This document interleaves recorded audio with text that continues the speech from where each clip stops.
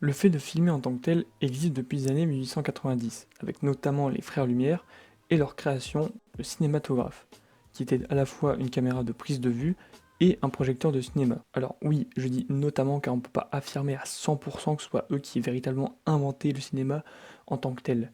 On a commencé par filmer des moments de la vie quotidienne et la scène la plus connue était la scène du train, où lorsque les spectateurs ont regardé cette scène, ils ont cru que le train leur fonçait dessus et ont pris peur et ont couru pour sortir de la salle.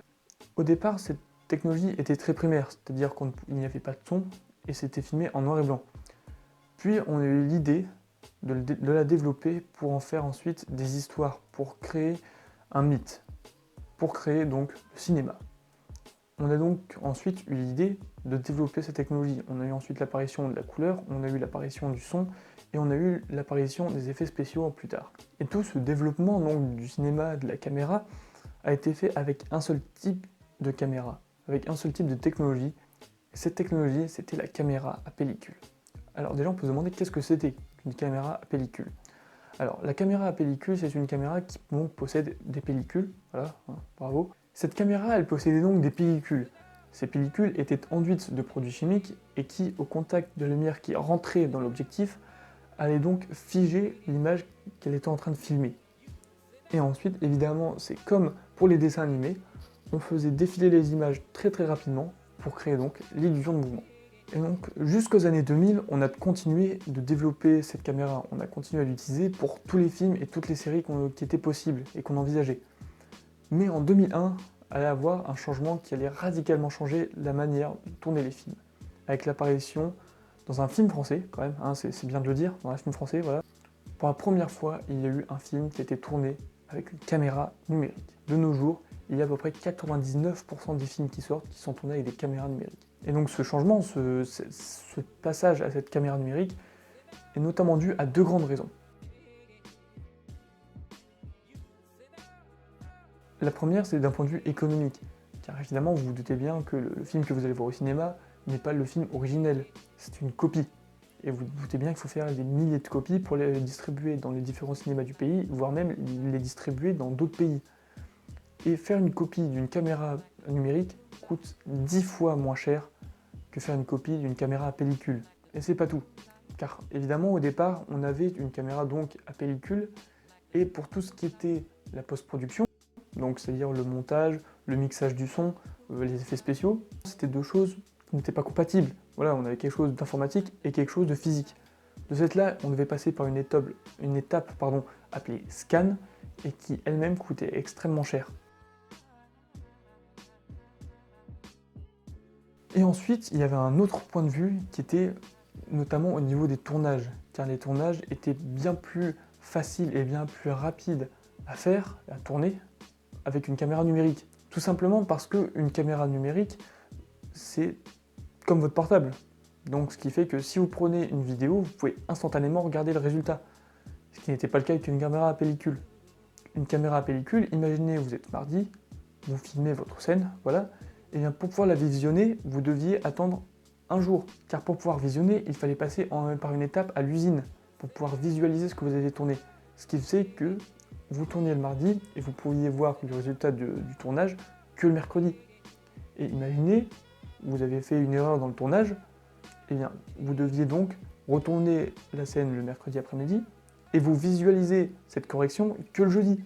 Ce qui fait que les journées étaient extrêmement longues, les journées de tournage étaient bien plus longues qu'avec une caméra numérique, et de cette là bien plus coûteuses. Car vous imaginez bien que passer par l'étape de l'usine pour pouvoir visualiser votre rendu, à chaque fois, c'était pas gratuit. Mais alors pourquoi est-ce qu'on a toujours une aussi grande communauté autour de la caméra à pellicule?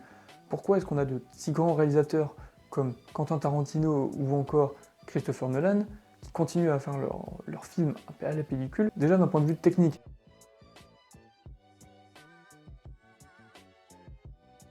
Parce que la caméra pellicule, comme je vous l'ai dit, ce sont, si on peut dire, des petites taches de couleur qui sont projetées donc sur une pellicule.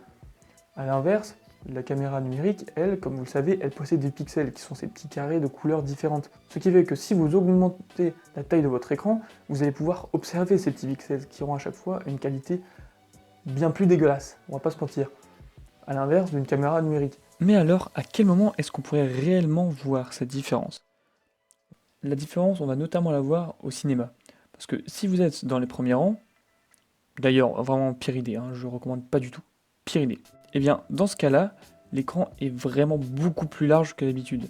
Ce qui fait que lorsque vous êtes dans ces premiers rangs, les pixels seront de cela un peu plus grands et vous pourrez apercevoir par moments ces petites variations de couleurs, ce qui fait que de ce là le rendu auquel vous allez assister sera vraiment pas ouf du tout. Et à l'inverse, la caméra pellicule, elle, possède des petites taches d'encre très petites et extrêmement donc dispersées, ce qui fait que la différence et la qualité est bien plus importante et bien plus pointue qu'avec une caméra numérique. Mais aussi, l'autre grand argument qui est mis en avant à chaque fois pour dire pourquoi est-ce qu'on filme avec une caméra à pellicule encore de nos jours, c'est parce que c'est comme une vieille recette de grand-mère. Voilà, vous avez beau avoir une technologie aujourd'hui qui permet d'égaler le résultat, voire peut-être même parfois de la surpasser dans certains domaines pour certains types de films, le rendu, d'un point de vue affectif, n'est pas le même.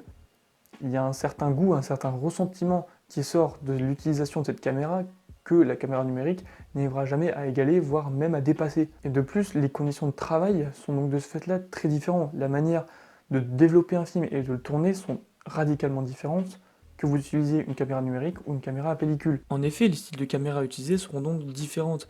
Par exemple, avec la caméra à pellicule, il faudra plusieurs fois par jour changer de bobine de pellicule pour pouvoir continuer à tourner, contrairement à la caméra numérique.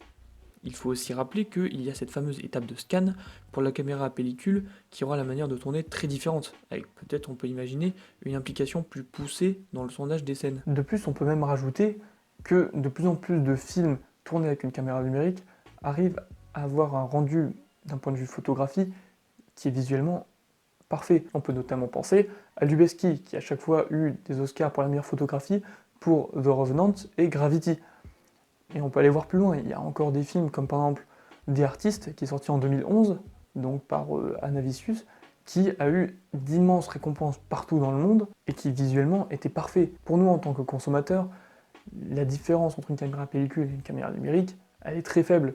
Sauf si voilà, vous voulez faire un comparatif et que vous prenez un peu votre temps, là vous pourrez peut-être voir effectivement une différence. Donc le débat de savoir si on préfère la caméra numérique ou la pellicule va plus s'adresser aux réalisateurs et plus s'adresser aux équipes de tournage et de production plutôt qu'à nous en tant que consommateurs. Nous, la différence, on va pas la voir. Et la différence, elle va surtout se jouer sur les plateaux de tournage.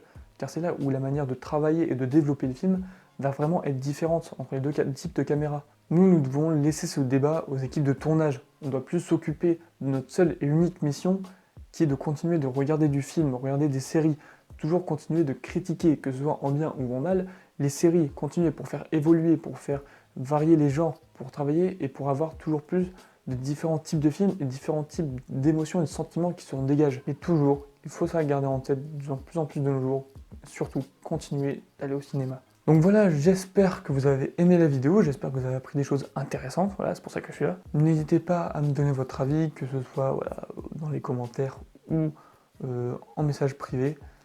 Et voilà, surtout, continuez de prendre soin de vous et prendre soin de vos proches. Allez, ciao!